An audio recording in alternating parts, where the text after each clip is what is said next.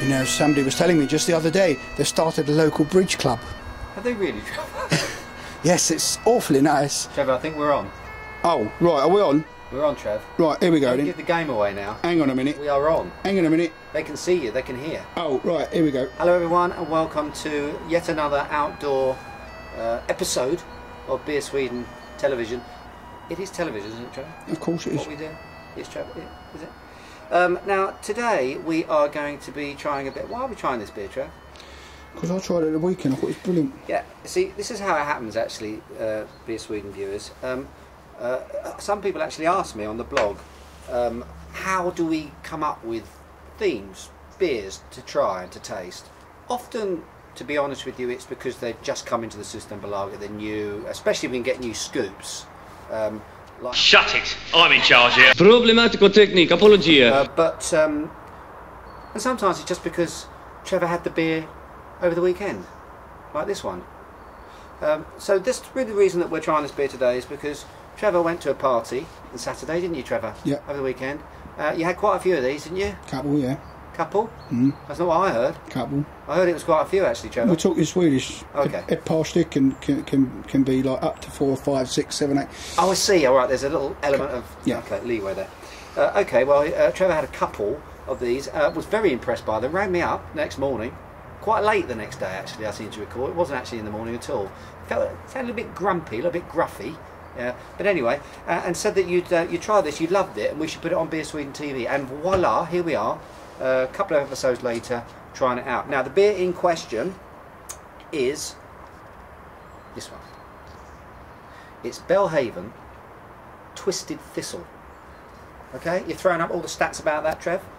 Now, I have to say, before we get cracking into this beer and popping it open, do you know this is the third Scottish beer that we've had in the last 4 episodes. What's going on? Should we put a warning up about that, or what's, you know? Well, I did watch Braveheart the other week. Did you? And you was talking about Mel Gibson, so it's probably it, isn't it? The thing is, we love Scotland, don't we? I love Scotland. I do too. I don't know why they hate us. I've got no... Yeah, exactly. I've got no idea why they... We love you. I mean, I'll tell you what, I have to be honest with you. The Scottish football team have given me endless hours of fun qualifying for the World Cup. I mean, they are... I mean, they're fantastic. Some of the best beers right now are coming out of Scotland, to be honest. Well, from, you know, from Brewdog, really, I suppose.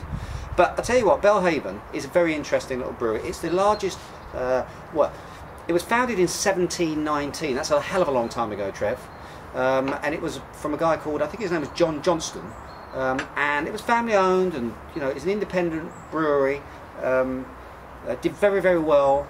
Suffered as most breweries do back in the sort of 60s and 70s, when in the UK everything sort of cannibalised until there was only 3 or 4 massive breweries pumping out lots of, to be honest with you, awful tasting beer, and a lot of these regional breweries suffered and fell away.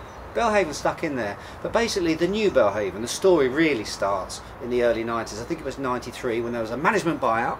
So basically the workers in the brewery said, right, that's it, we're going to buy, we believe in this, we believe in Belvaen. They bought the brewery out and they started brewing beers. Now, this beer, I have to be honest with you, is one of the first, like, and I said this to you, Trevor, there's something I like about it. It's one of the first American-inspired British IPAs that I actually saw come to Sweden. I tried this many years ago, actually, on draft, or several years ago on draft. And it's one of those beers that you kind of overlook in the system. But I know we've done it, haven't we? We've overlooked it for months and months and months and months. It's there. It's a great price, and it's a beer that I think's kind of worth revisiting. So that's what we're going to do. We're going to open it now. It's an IPA. Now that's an Indian or India Pale Ale for you people that don't know.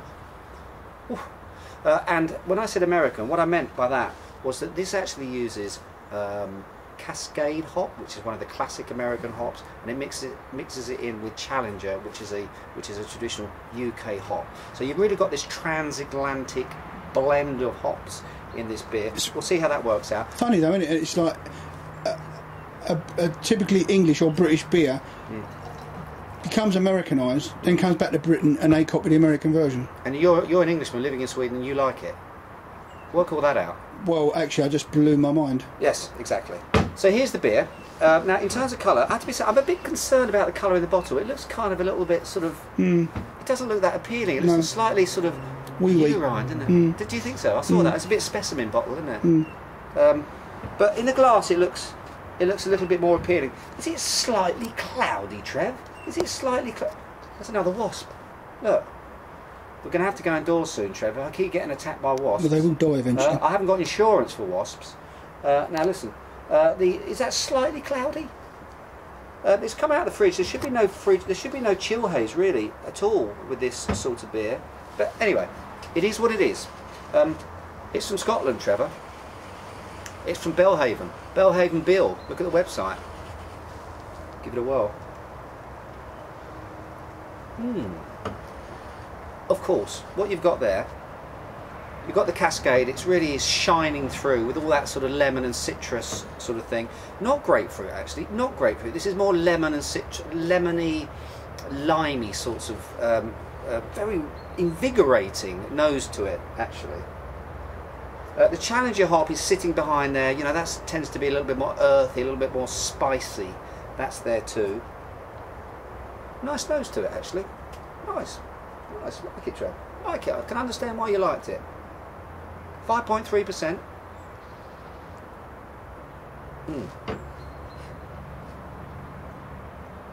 Yeah. It's exactly... Oh, nice. Juicy, bitter. Juicy. This is juicy. It's got a nice bitterness to it. It's very rounded. Is that what that means, Trevor? Yeah. Rounded. It's very rounded. It's actually just... It's not terribly... It's gone now.